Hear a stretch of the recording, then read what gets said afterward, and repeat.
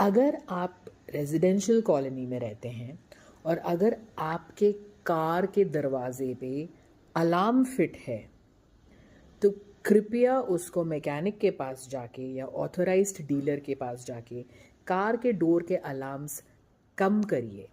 Specially अगर आप एक ऐसे सोसाइटी में रहते हैं जो मल्टी स्टोरीड हो, जिसके 14, 15, 20, 30 माले हों। क्योंकि होता क्या है, जब आपका वो कार डोर अलार्म बजता है वो इतने ज़ोरों से बजता है कि जो टॉप फ्लोर्स में रहने वाले लोग हैं उनकी दिल की धड़कनें ऑलमोस्ट बंद सी हो जाती हैं। It's almost like a cardiac arrest.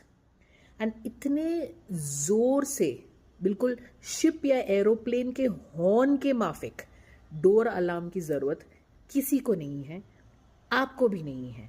So please do the society a favor and kindly reduce the door alarm on your cars.